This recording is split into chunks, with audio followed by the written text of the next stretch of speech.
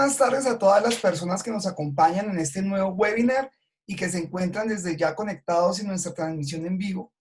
Mi nombre es Luis Felipe Barrera y soy el director técnico de proyectos de la Fundación Alianza Natural Colombia.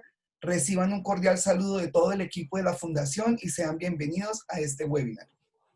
En esta oportunidad estamos muy contentos de estar nuevamente con ustedes en este ciclo de webinars Descubriendo el Dosel, una iniciativa que busca visibilizar el dosel, así como los proyectos de investigación y conservación de su biodiversidad en el Neotrópico. Estamos muy orgullosos de poder presentar en esta oportunidad a nuestra expositora, la doctora Gabriela Castaño, que nos acompaña desde el estado de Querétaro, México. Y esta tarde compartirá con todos nosotros muchísima información de interés en su presentación titulada La vida oculta en el dosel.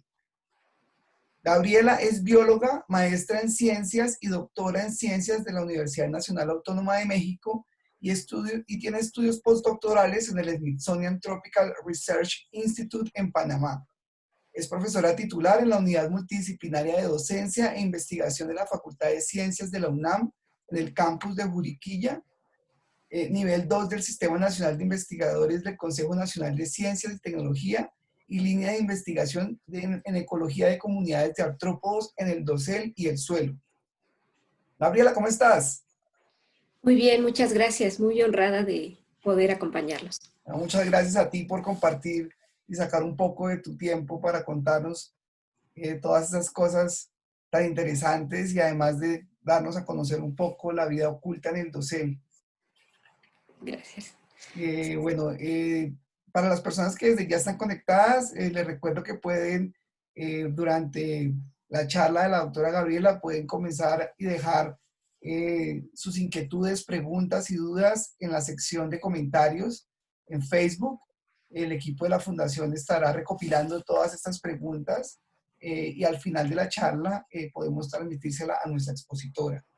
Les recuerdo también a las personas que tal vez no nos pueden acompañar en este en vivo, que el video estará grabado en nuestra página, en nuestra fanpage de Facebook, pero también estará en nuestra cuenta de YouTube.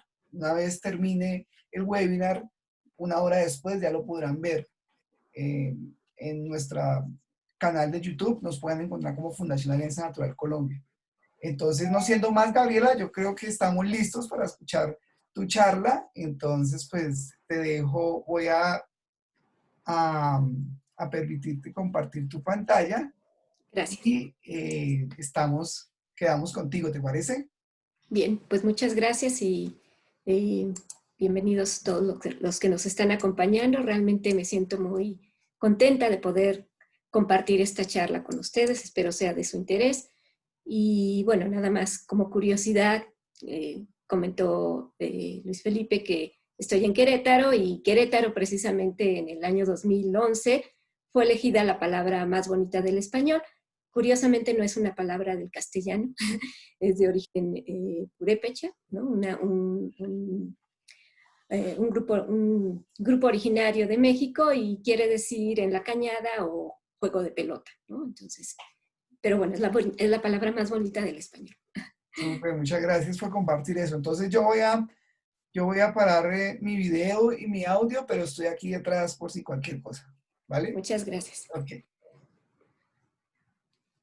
Bueno, pues nuevamente muchas gracias por la invitación, y les quiero compartir un poquito de esta vida oculta en el dosel. Estos webinarios que han estado dando, seguramente han oído muchos temas muy interesantes todos con respecto al dosel, pero bueno, quiero tratar un poquito más de algunos grupos que no son tan conocidos, ¿no? Inclusive para muchas personas puede ser que sea la primera vez que oigan hablar de ellos, pero que son sumamente importantes en este ambiente y en muchos otros, ¿no? Entonces, mi plática está conformada con una breve introducción, hablar sobre técnicas de estudio en el dosel, considerar el dosel como una frontera biótica, los artrópodos en el dosel, que es a donde me voy a enfocar, a este grupo que vive en el dosel, que son muy importantes, y además a grupos particulares de artrópodos que a veces están, como les comentaba, no se conocen tanto, ¿no? Algunas conclusiones y pues perspectivas y temas que pueden ser tomados en cuenta para llevarse a casa, ¿no? Y reflexionar sobre ello.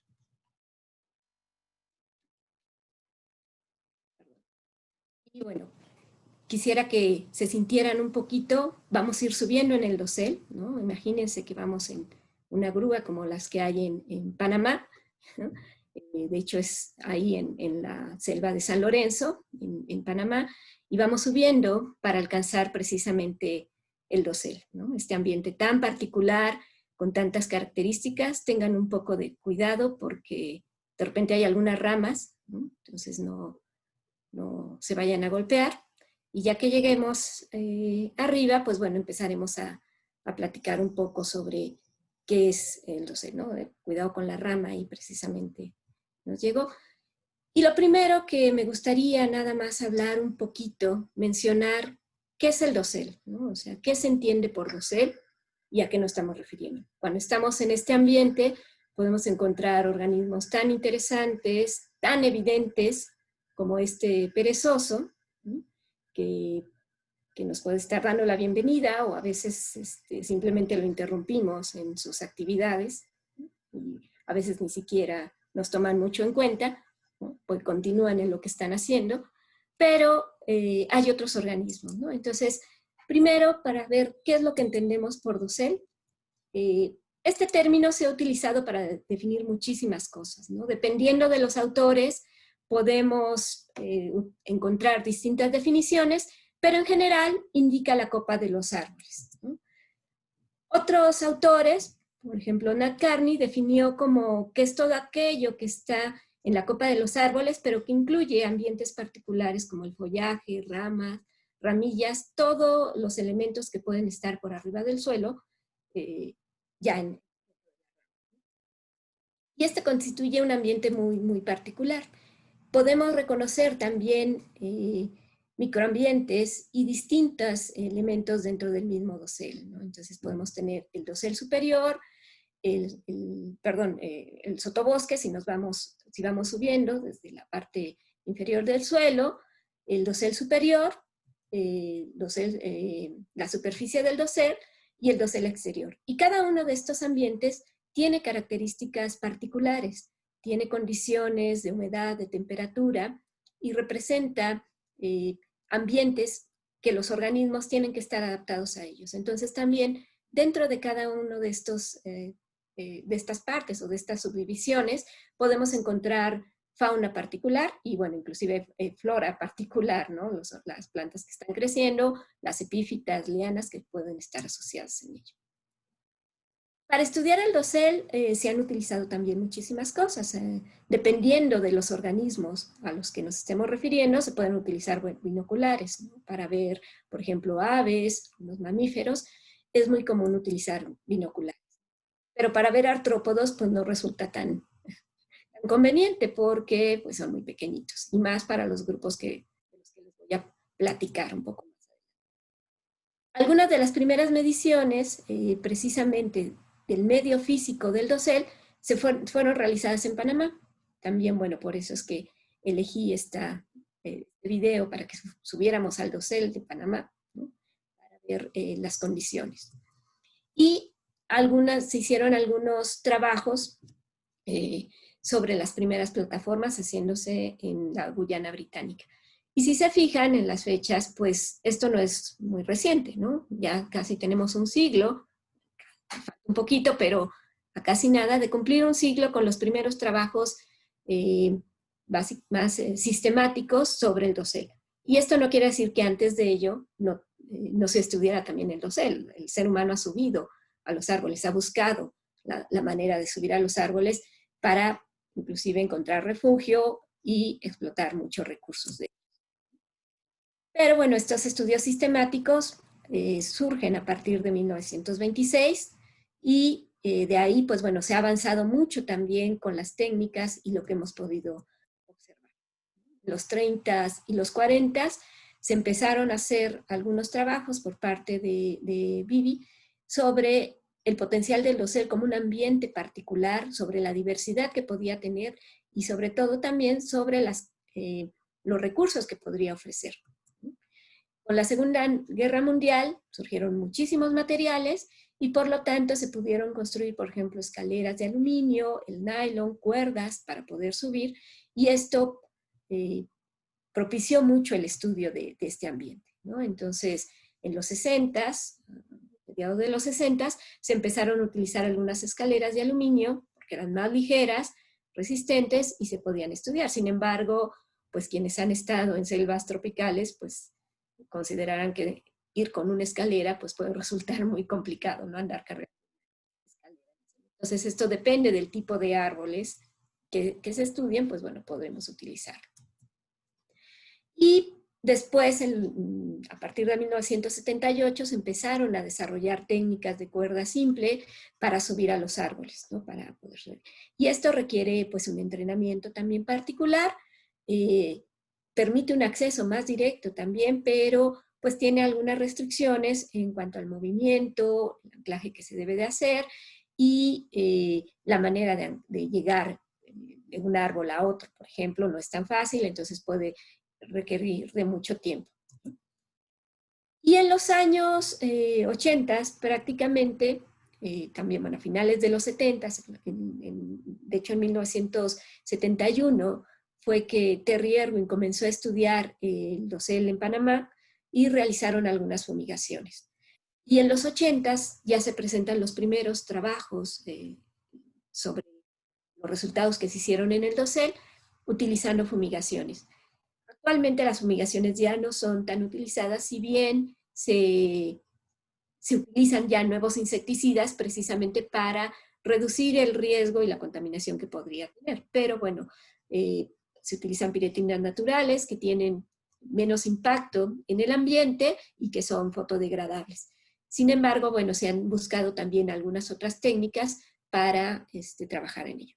Sin embargo, estos trabajos con fumigación resultaron de gran relevancia porque permitieron colectar muchísimos organismos de distintos estratos. Obviamente tiene restricciones porque todo lo que cae no sabemos precisamente de qué parte de esta subdivisión del dosel de la que les hablaba al principio pueden estar llegando esos organismos. Sin embargo, podemos tener una idea general, y para los trabajos de Irwin pues resultaron muy importantes, sobre todo para estimar, ¿no? Para tener las primeras estimaciones de la biodiversidad que puede haber en este ambiente. Y en los 90, pues ya con un mayor desarrollo tecnológico, surgen también muchas instituciones enfocadas a apoyar estudios del dosel, como el Mary Shelby Botanical Garden, el mismo Smithsonian, la Red Internacional de grúas, ¿no? del estudio del dosel. Y bueno, todo ello permite, por ejemplo, construir algunas grúas como las que hay en Panamá, tanto en el Metropolitano como en San Lorenzo, y después se realizaron algunas otras técnicas como el uso de plataformas, globos, técnicas de percepción remota que permiten tener un acceso más directo, tener registros más confiables, más puntuales, por ejemplo, de microambientes en el dosel. Y bueno, se pueden tener todo este tipo de estrategias que por ejemplo, con esta red internacional de red de grúas, pues permiten hacer comparaciones en distintos tipos de vegetación.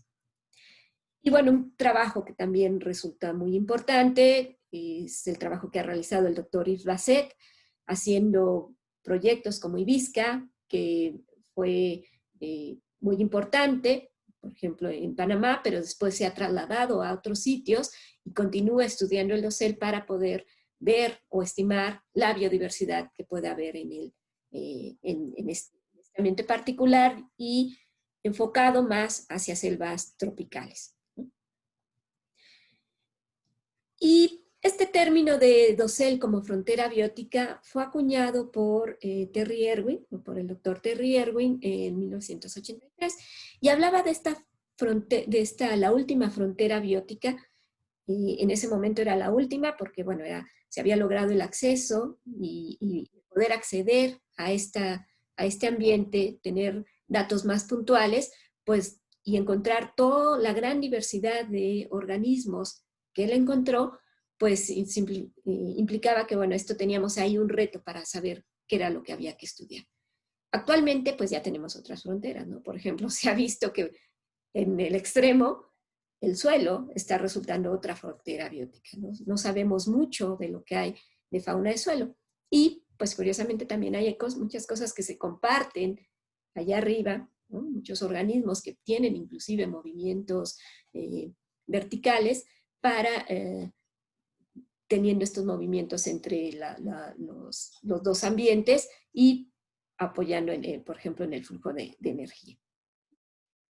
Y bueno, Terry Irwin, en estos trabajos que hizo precisamente en Panamá para ver la diversidad mediante fumigaciones, pues encontró que los artrópodos, y si ustedes ven esta gráfica, es un grupo sumamente importante, ¿no? El perezoso que les mostré en el video son muy evidentes, podemos encontrar muchísimos organismos, muchos vertebrados que están asociados a este ambiente, pero también muchos invertebrados y pues los insectos en particular y los artrópodos en general es el grupo más diverso, no solo en el dosel, sino como saben todos, en todo el planeta, ¿no?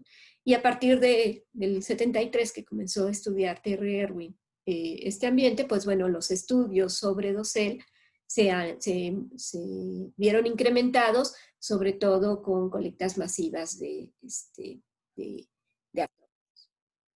¿Por qué fue tan importante el trabajo de Terry Irwin? Y lo quiero mencionar, pues bueno, porque él estimó que había cerca de 30 millones de especies. Y esta estimación la hizo basándose en las especies que encontró asociadas a una sola especie de árbol, al hue, ¿no?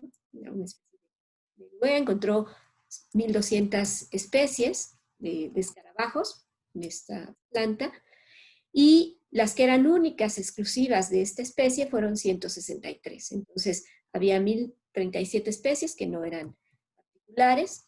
Él consideró que, bueno, en un bosque tropical puede haber cerca de 50.000 especies de árboles. Si se piensa que puede haber 163 exclusivas para cada especie de árboles, pues podría haber casi 8.150.000 especies de escarabajos, ¿no? Y si consideramos que los escarabajos son casi el 40% de todos los artrópodos, pues entonces nos da cerca de 20.4 millones de especies de escarabajos en selvas tropicales. Y si pensamos que los artrópodos del dosel constituyen cerca de 2/3 de todas las especies de artrópodos, entonces el total de artrópodos podría ser cerca de 30.6 millones, ¿no? Y entonces este número de 30 millones, las estimaciones que puede haber de artrópodos en general en el planeta, pues están desde los 3 millones, las estimaciones más conservadoras, hasta los 30 millones, ¿no? Y algunas, pues bueno, lo sitúan en cerca de los 6 millones. Entonces, como sea, si actualmente tenemos cerca de 1.500.000 especies descritas de todos los organismos, pues todavía estamos bastante lejos. Y pues en el dosel se han estudiado los artrópodos en muchas partes, se ha enfocado mucho sobre todo en las regiones tropicales porque es donde hay una mayor diversidad, y además también, por ejemplo, este sistema de grúas se encuentran principalmente ubicadas en estas áreas, ¿no? Hay también algunas en Europa, pero la mayoría se ha enfocado a zonas tropicales. Y lo que se ha encontrado es algo así, ¿no? Más o menos. Si nosotros vemos el dosel en los artrópodos, los grupos más diversos son coleópteros, distintos grupos, ¿no? Estafilínidos, curculiónidos, entre otros, himenópteros, hemípteros, tisanópteros, dípteros, y por ahí sí se ven, bueno, hormigas, isópteros, neudópteros, platodeos, bueno, no, en esta imagen todavía isópteros y platodeas se consideran como aparte. Actualmente ya se piensa que los termitas, los isópteros, son cucarachas sociales, ¿no? Pero bueno, hay toda una discusión. Y grupos más pequeñitos, como los ácaros, ¿no? Que se han estudiado. Y bueno, si consideramos todos los órdenes de insectos, pues vemos que están poco representados, muchos de ellos, de arácnidos, por ejemplo, pues nada más tenemos 2 grupos que han hecho más estudios más sistemáticos, como arañas y ácaros, pero otros grupos pues no se consideran o no se mencionan tanto, o en muchos de los estudios solo se mencionan como clases, órdenes, en el mejor de los casos, a nivel de familias. Y bueno, entonces en contexto les quiero platicar ahora que precisamente con estos trabajos de Terry Irwin, de viendo cuál era la gran abundancia que hay en el dosel, en México los trabajos pioneros los realizó el doctor José Palacios Vargas en los 90, a partir del 92, 93, se hicieron colectas, se hicieron muestreos en un ambiente muy particular, que es la selva baja caducifolia en Chamela, Jalisco, donde la universidad tiene una estación de biología. Y entonces ahí se realizaron fumigaciones siguiendo la técnica muy similar a la que utilizó Irwin, y también utilizando el mismo tipo de insecticida con piretrinas naturales, poniendo estos embudos, ¿no? Y entonces se realizaron muestreos, fumigaciones en época de lluvias, en época de secas, y lo que se encontró de manera muy sorprendente es que, bueno, sí había muchos escarabajos, había muchas hormigas, había arañas, había muchísimos grupos, pero el doctor Palacios se dedica a colémbolos, es el principal especialista en México e inclusive en toda América Latina, es el experto en colémbolos, y bueno, él se encontró que estaba lleno de colémbolos esas muestras, ¿no? Entonces, después él se comunicó con el doctor Irwin, le mandó precisamente muestras de todos esos colémbolos que él había visto, pero que no había colectado. Entonces, en muchos trabajos, hasta antes de esto, muchos de los colémbolos estaban, pues nada más se mencionaban, pero no se hacían, no se cuantificaban tan minuciosamente. Y bueno, nada más para que lo vean, en este trabajo que se hizo en Chamela, pues el grupo dominante en 2 fumigaciones que se realizaron, pues fue casi 1.044.000 colémbolos, ¿no? Y bueno, ese número me queda muy grabado porque mi servicio social lo hice contando colémbolos. Ese millón me tocó separarlo a mí. Y después otros grupos, ¿no? Ácaros, si ven, son números muy grandes, algunos grupos poco representados, ¿no? Como donatos, que bueno, era raro que hubieran caído también en este tipo de colecta, pero bueno, llamó mucho la atención estos colémbolos, ¿no? Que además no se mencionaban mucho en otros trabajos, en algunos trabajos en Australia, por ahí se habían mencionado, pero en América realmente en el dosel no era tan frecuente que se considerara. Y además dentro de ellos, lo que se vio es que no eran tan diversos, ¿no? No se encontraron 19 especies de colémbolos, pero casi todos eran de un grupo, precisamente de este que les mostré, la imagen, que era Salina Bansky, ¿no? Que cayó casi todo en la época de lluvias, ¿no? Casi el 90% de los colémbolos que cayó, de los organismos que cayeron, pues bueno, fueron de este grupo. Entonces estaba ahí oculto, no se veía. Terry Irwin revisó esto. Obviamente sus estimaciones fueron con organismos que son especializados. Salina Bansky, por ejemplo, se encuentra en otros lugares, ¿no? De estas especies que se encontraron, pues bueno, muchas sí se pueden encontrar en otros ambientes, en el sotobosque, en el suelo inclusive, y otras al parecer tienen cierta preferencia, pero no se habían encontrado una afinidad muy grande con ello, ¿no? Pero estos grupos resultan muy importantes porque algunos estudios demuestran que precisamente en Chamela, por el tipo de vegetación, gran parte de la materia orgánica se queda retenida en el dosel de los árboles. Y entonces, pues bueno, parte de esta descomposición se lleva en buena medida arriba y la llevan en gran medida organismos como los colémbolos y ácaros, ¿no? Entonces, de ahí la importancia que tengamos estos. Después de estos trabajos en Chamela, pues hicieron en otros tipos de vegetación, ¿no? En la selva lacandona, por ejemplo, también se realizaron fumigaciones, y en Tlanchilón, Hidalgo, la selva lacandona, que es una selva tropical, un bosque tropical húmedo, y en Tlanchilón, Hidalgo, que es un bosque mesófilo de montaña, ¿no? Principalmente con líquida.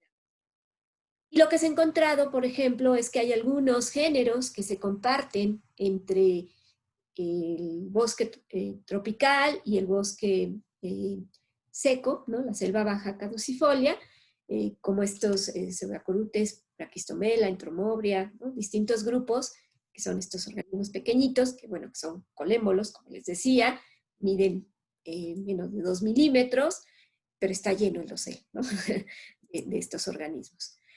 Y algunos otros, lo que se ha encontrado es en distintos tipos de vegetación, por ejemplo, el bosque mesófilo comparte muchos más géneros con el bosque tropical que con el bosque seco.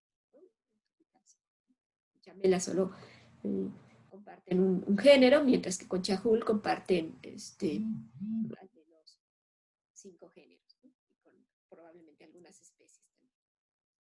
Pero bueno, entonces todo esto vemos que hay una gran diversidad de estos organismos que están viviendo allá, que tienen una importancia muy relevante para los procesos de descomposición que se pueden relacionar, pero también vemos que hay distintos organismos dependiendo del tipo de dosel al que nos estemos refiriendo, ¿no? Del tipo de vegetación.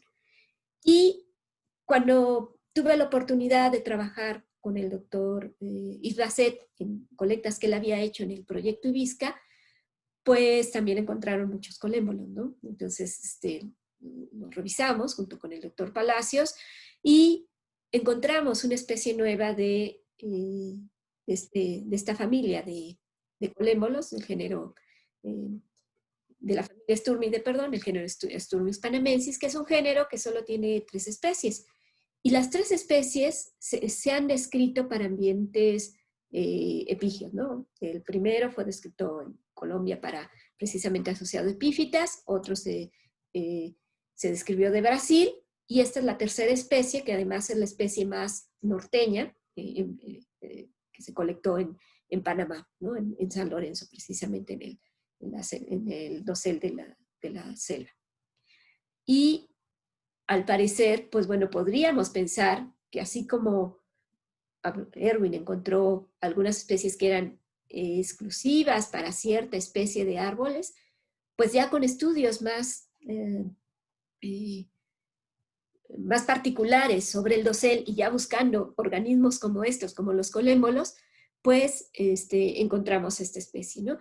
En México hemos realizado, como les había comentado, colectas en Chamela, Jalisco, que está en el Pacífico de México, en la selva lacandona, en Chiapas, y en la parte centro, en Hidalgo, cerca de la Ciudad de México, y ahí nunca encontramos a esta familia, ¿no? Entonces, bueno, es probable que a lo mejor no sabemos si el límite sea Panamá o todavía un poco más arriba, pero por lo menos es probable que esta familia sí tenga afinidad al dosel. Entonces, pues bueno, ya estaríamos pensando que así como ya estudios más particulares de descubrir estos organismos, pues podemos tener algunos que sí tengan una afinidad muy particular para este ambiente.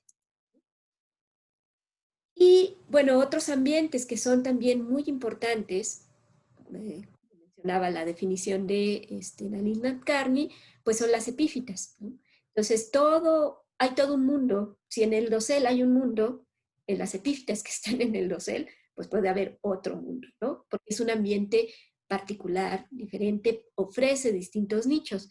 Y ahí también encontramos una gran cantidad de organismos, ¿no? Entonces, por ejemplo, esta es una especie de bromelia, Armea bactriata, que actualmente un alumno de maestría, León Ibarra, ha estado colectando y viendo la fauna que hay asociada a estas especies de bromeliáceas asociadas a dos tipos de árbol soporte diferente, ¿no?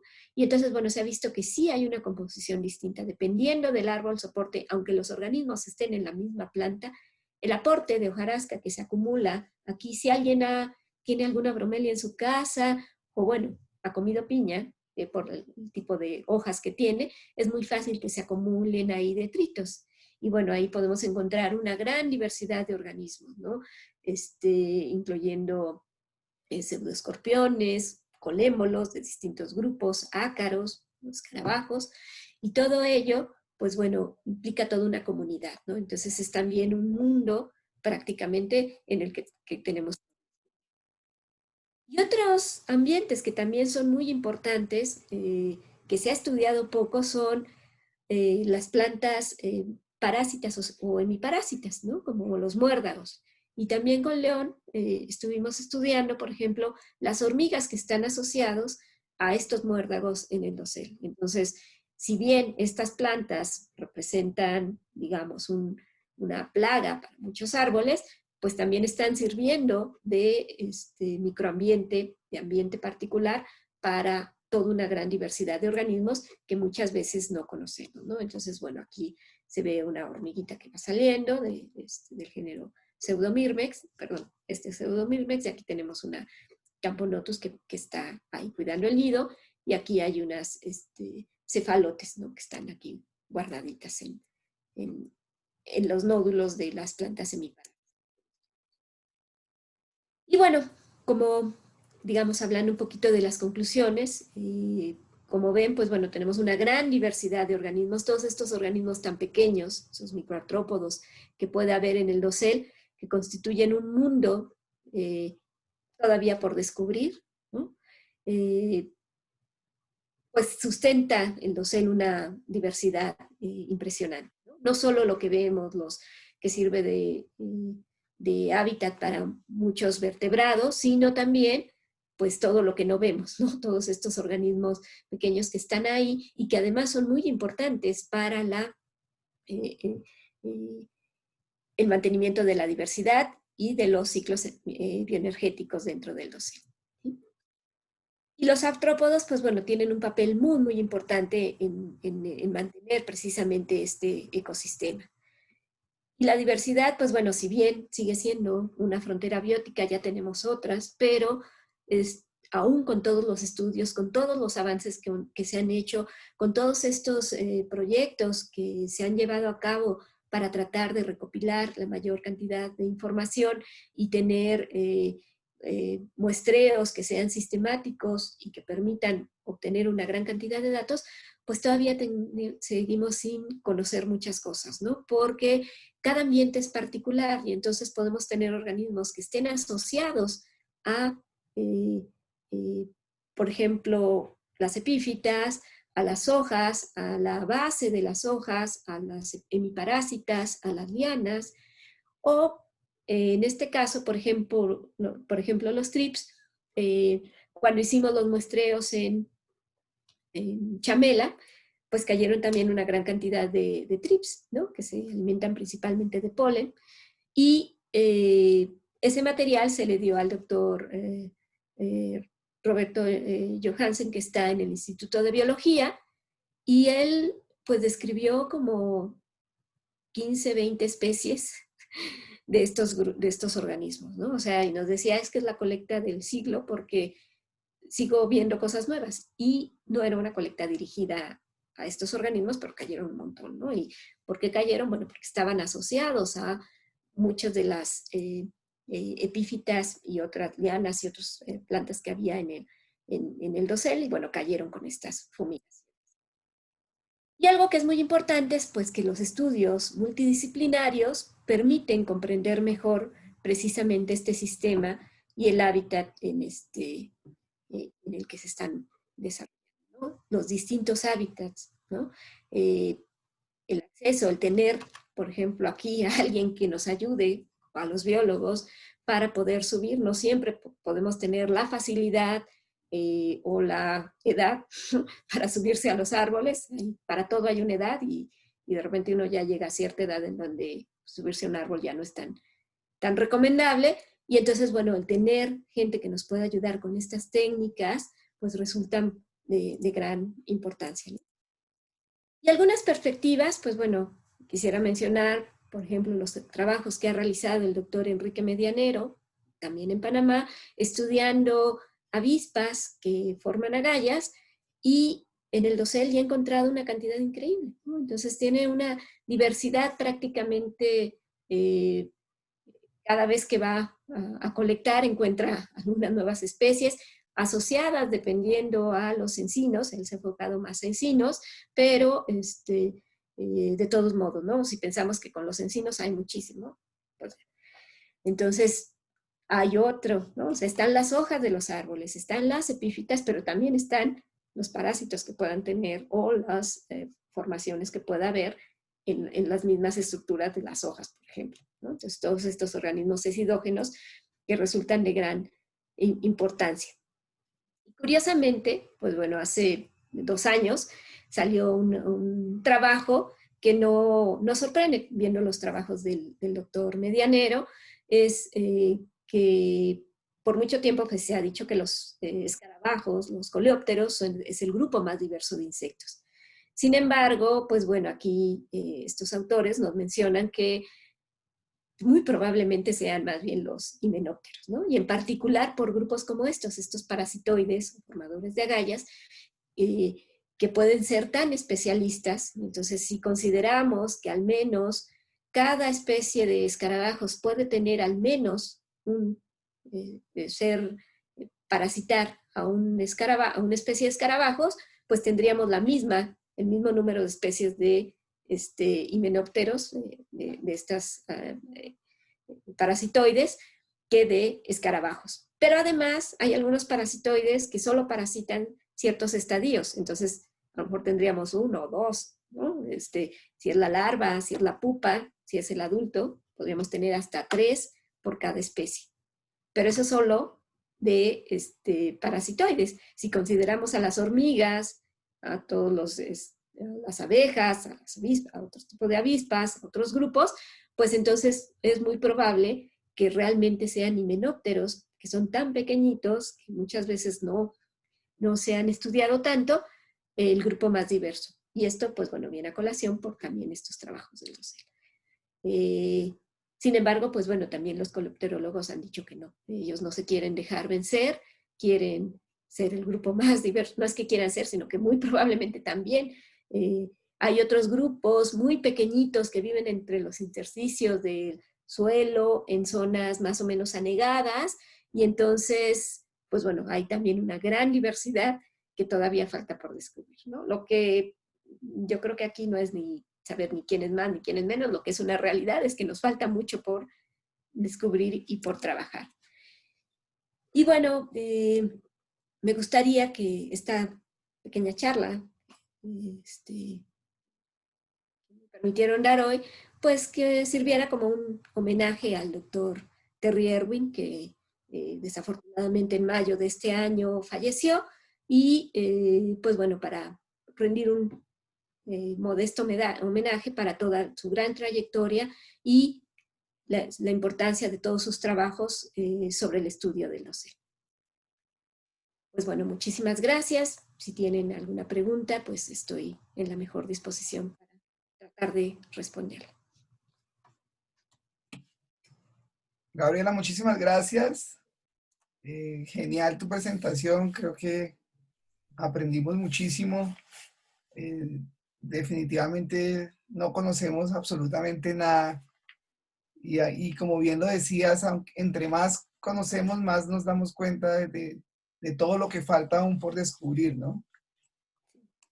Sí, y pues bueno, es todo un mundo, ¿no? Estos grupos pues son de 2 milímetros, los colémbolos. Ácaros se ha estudiado más, ¿no? El doctor Neville Winchester y otros grupos han trabajado mucho, la doctora Zoe Lindo han trabajado mucho, por ejemplo, la doctora Zoe Lindo en una sola especie de árboles también, en un bosque templado, encontró más de 150 especies nuevas, 136, perdón, especies nuevas de ácaros, ¿no? De oribátidos.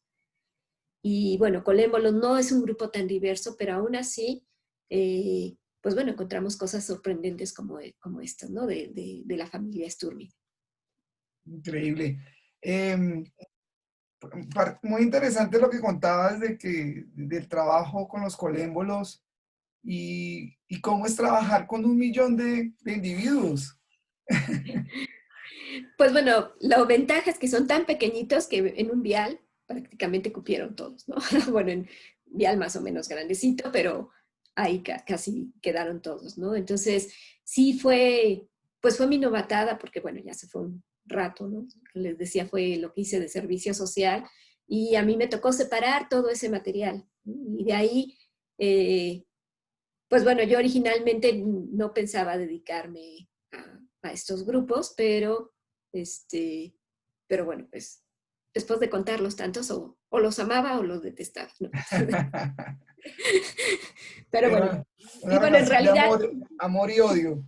sí, sí, bueno, en realidad yo no hago taxonomía de colémbolos, pero pues tuve la fortuna de colaborar y seguir colaborando con el doctor Palacios, y entonces hemos podido trabajar. Yo me dedico también un poco a hormigas y hago más cosas de ecología, entonces hemos podido combinar eso, ¿no? Entonces, inclusive ahora también con estos trabajos que les comentaba de León, es ver en los nidos de hormigas, en las bromelias, la fauna de microartrópodos que hay asociado también, ¿no? Entonces, bueno, en realidad cada vez que uno ve, bueno, voy a estudiar las epífitas, pues sí, pero luego dentro de las epífitas resulta que también hay cosas particulares y bueno, es todo un mundo, ¿no? Sí.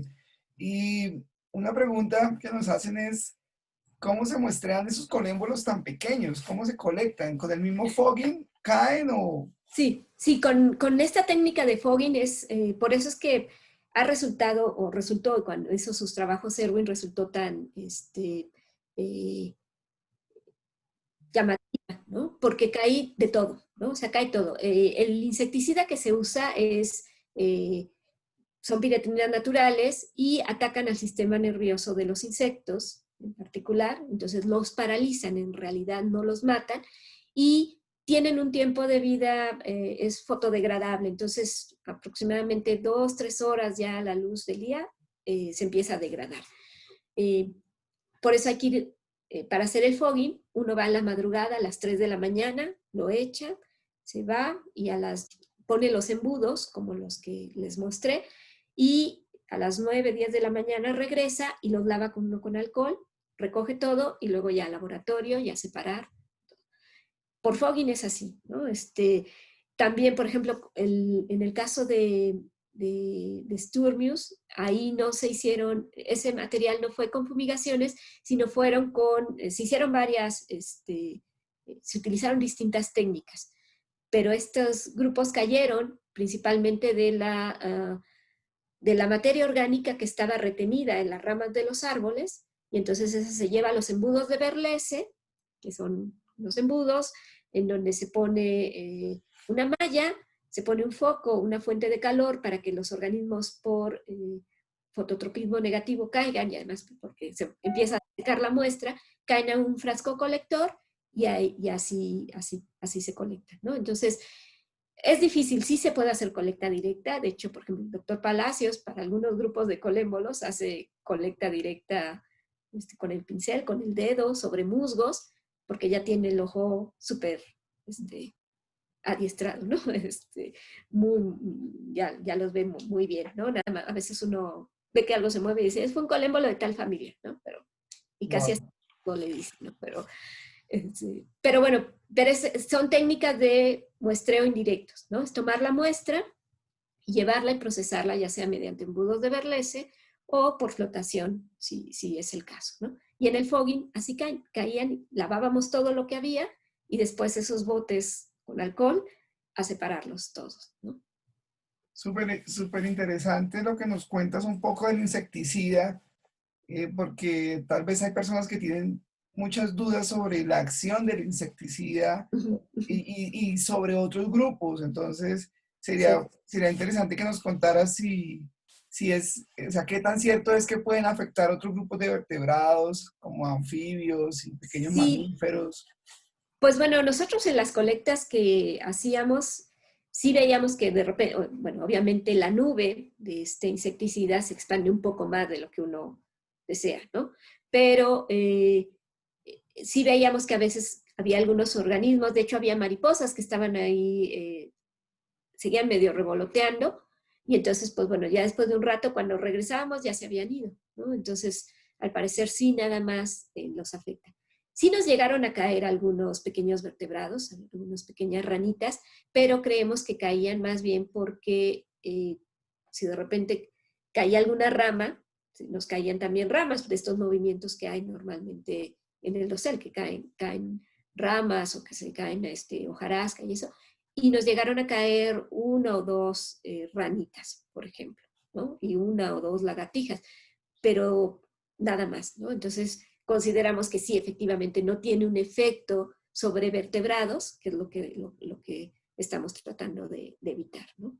Porque si no, pues hubiera sido muy evidente que nos cayeran un montón de anfibios, reptiles e inclusive pequeños mamíferos, y no se dio el caso. Súper.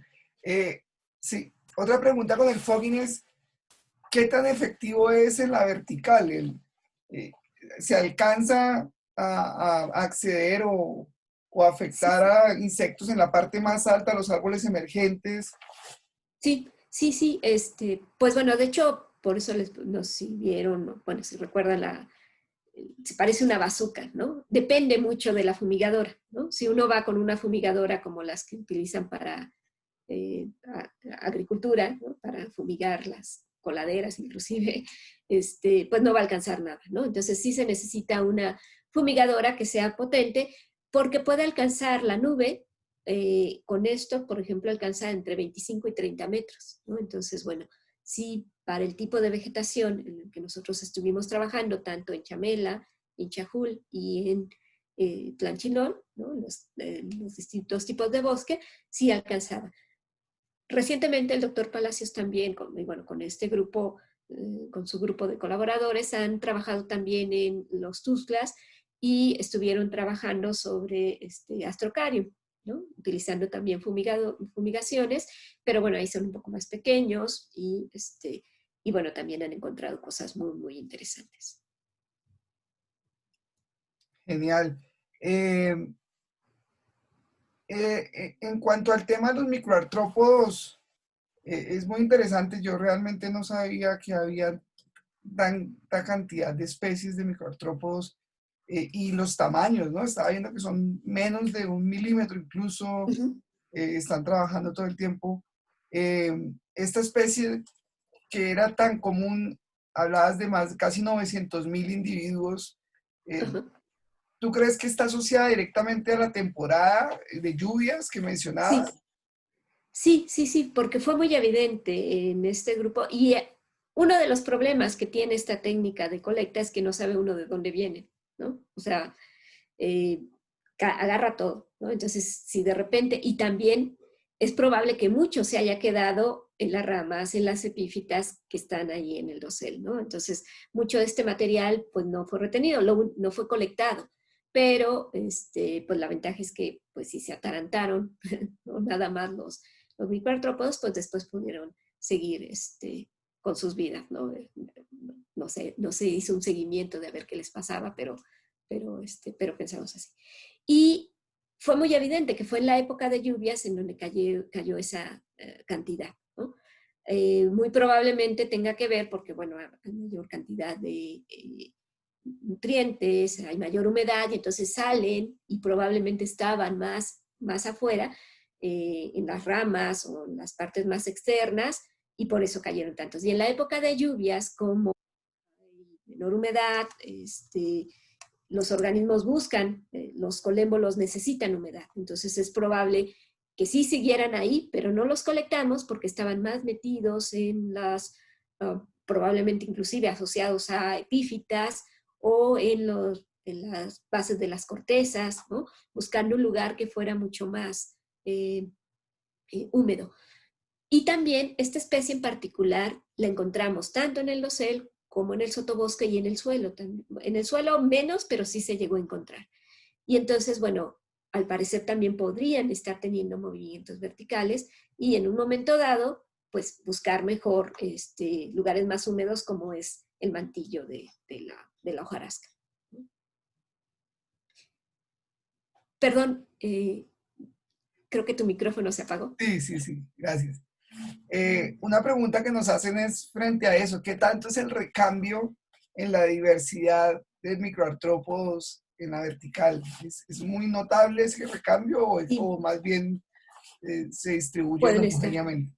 Sí, o sea, bueno, piensen, la verdad es que son impresionantes, ¿no? Y estos, y hormigas y otros grupos, sí hay un recambio muy importante, ¿no? O sea, sí vimos que había una comunidad asociada al suelo, la del sotobosque era muy parecida o tenía combinación de suelo y dosel, y la del dosel, bueno, era más parecida al sotobosque, pero mucho menos similar al dosel.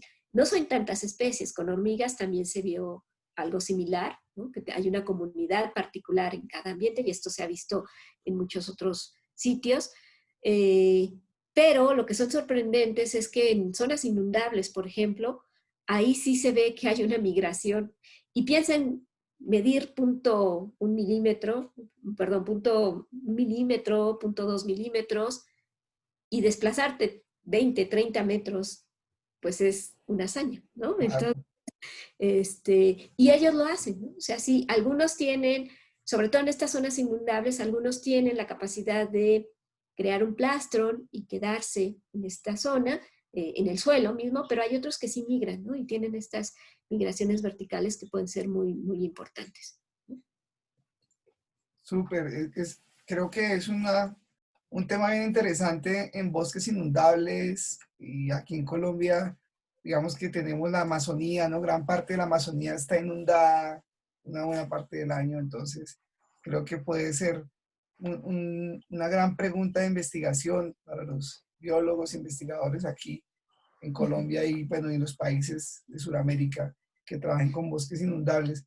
Nos hacen también otra pregunta sobre eh, como cuál es el porcentaje de eficiencia frente a que los insectos cuando caen, caigan a los embudos.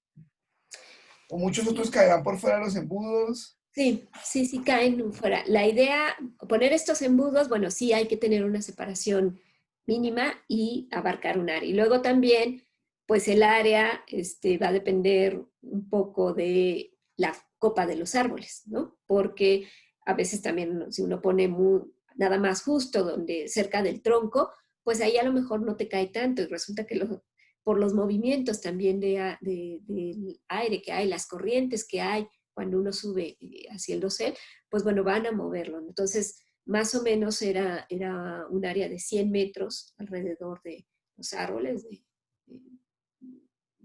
Y bueno, en este caso se fumigó toda el área, ¿no? No se hizo la separación entre árboles, entre especies de árboles, como nosotros trabajamos, ¿no? Pero, por ejemplo, Erwin sí lo hizo. Él fumigó árbol por especie, entonces por eso pudo asociar los escarabajos a las especies del UEA, ¿no? En el caso que les comentaba, de lo que se ha trabajado ahora en los Tuxtlas, pues también sí se ha hecho para los, por árbol, por Astracarium, en donde sí se hizo la diferencia entre cada uno de los árboles para tratar de obtener de forma particular los que estaban asociados más a ese árbol. No se garantiza, ¿no? La realidad es que no se garantiza porque, les decía, hay movimientos de aire y pues son organismos muy pequeñitos, ¿no? Entonces es fácil que se los puedan llevar. Pero bueno, teniendo más o menos un área, lo que nosotros veíamos es que sí caían algunos fuera, pero se tenía una eficiencia por arriba del 70-80%, ¿no? Entonces, bueno, eh, es recomendable. Los que no caían y no se colectaban, pues después, como les comentaba, es probable que ya pudieran seguir. Ahora es cierto, si algunos eran de los que estaban muy asociados a las partes altas del dosel, el hecho de haber caído quizás sí representara que ya no pudieran volver a regresar, ¿no? Entonces, pero bueno. Sí, sí, sí, sí. Eh, Qué bueno, Gabriela, nos tiene pues muchas personas saludándote. Marcela Ospina Sánchez te agradece mucho por la charla Gracias. dice que muy bonito e interesante el estudio de los artrópodos del dosel. Ah, bueno, ella trabaja con colémbolos, entonces también sabe. Ah, bueno, bien, Saludos, genial, Marcela. súper. Y pues nos registran, nos reportan audiencias de muchos países de Sudamérica, Colombia, Puerto Rico, Honduras, Panamá, Perú, México. Entonces, pues mucha gente muy contenta y súper interesados. Gracias. Por último, nos gustaría preguntarte como cuáles son tus perspectivas ahora en que estás enfocando tu investigación y a futuro, eh, como, qué preguntas de investigación tienes pensado desarrollar. Sí, pues bueno, ahorita a lo que más me ha enfocado y he estado trabajando también, desarrollando una línea junto con el doctor Jacques Delavie en Brasil, que tuve la oportunidad de hacer una estancia sabática con ellos, es ver precisamente la gran diversidad de artrópodos, de microartrópodos que están asociados a nidos de hormigas, ¿no? Entonces, que es otro mundo, ¿no? Es todo un mundo. Entonces, con ellos con todo su grupo de trabajo, él y la doctora Clea Mariano, también hemos estado trabajando con hormigas poneromorfas principalmente. Pero bueno, tengo la idea de empezar a trabajar con un alumno, precisamente León, que está por concluir sus estudios de maestría. Pues bueno, a ver si lo convenzo de que con algo de nidos de hormigas en el dosel, pero con ver la microfauna asociada a estos nidos, ¿no? Entonces, pues bueno, esa parte. Y el laboratorio donde estoy, que dirijo, se llama Ecología de Artrópodos en Ambientes Extremos, ¿no? Entonces, bueno, no es que sea muy extrema, pero pues prácticamente me dedico a cosas de dosel, de suelo, en suelos áridos, en cuevas. Entonces, y bueno, cualquier cosa representa un reto para muchos organismos, ¿no? Entonces, el hecho de vivir en el dosel con los índices de desecación que puede haber ahí, pues representa que los organismos como estos que no termorregulan, que pierden humedad, todo, pues es todo un reto, ¿no? Entonces, eh, bueno, por eso es que sean extremos, ¿no? Aunque no, yo no soy muy extrema en esos sentidos, pero bueno, sí estamos trabajando con eso, algunas cosas con hormigas, viendo fauna de suelo, efectos con suelos que están contaminados con sales y entonces ver el efecto de la electroremediación que está trabajando una alumna de doctorado. Y bueno, con el dosel he seguido colaborando con el doctor Palacios en este proyecto que les comentaba, que se hizo en los Tuxtlas, en Veracruz, en México. Y bueno, hemos seguido, todavía hay muchísimo material para seguir trabajando con aspectos de dosel. Y también, pues he tenido la oportunidad de seguir trabajando con el doctor Isbacet en algunos aspectos de biodiversidad de suelo en Panamá también. Wow, genial, genial. Pues súper interesante saber que tienes como esos objetivos a futuro. Claramente, este espacio también lo que busca es eso, es mostrar un poco tal vez esas oportunidades de investigaciones que se pueden generar para los futuros investigadores, personas que están en formación, que están terminando sus pregrados en biología o en ciencias biológicas y tienen pues interés en seguir estudiando y de conocer un poco y descubrir un poco como toda esta biodiversidad social docente. Entonces, qué bueno saber que pues que estás trabajando y que a futuro vas a estar trabajando en el docente y que por qué no te puedan contactar más adelante y tal vez tengan Claro, interés sí. en trabajar contigo. Genial. Sí, pues un gusto realmente haber tenido la oportunidad de platicar aquí y bueno, dentro de las cosas buenas que hay en esta situación que estamos viviendo todos, pues creo que estos medios de comunicación y estas oportunidades, pues hay que rescatarlas, ¿no? Creo que que quizás de otra manera no habría tenido la oportunidad inclusive de saludar y de que muchos colegas, amigos en Panamá, en Brasil, en Colombia, que me mandan saludos, pues que me vean, ¿no? Por lo menos. Qué bueno, qué bueno.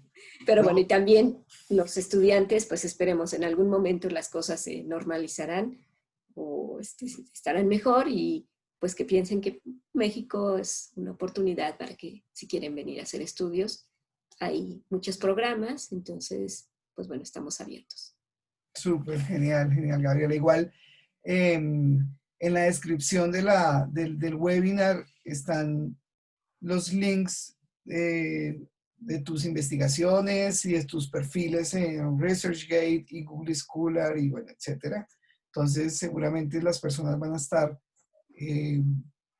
revisando tus papers y revisando un poco tus publicaciones. Y en la medida de lo posible, si nos contactan para poder llegar por nosotros a ti, pues claro que podemos compartir tus datos de contacto, ¿vale? Gracias, pues un placer y muchísimas gracias por la oportunidad. No, perfecto, perfecto. A ti muchas gracias. A todas las personas que nos acompañan todavía en Facebook, muchísimas gracias. La próxima semana estaremos eh, publicando nuestro próximo webinar, que debe estar para la semana final del mes de octubre. Estamos hablando con una expositora que trabaja con primates en el dosel, entonces es un tema bien interesante. A ti, Gabriela, una vez más, muchísimas gracias por tu tiempo.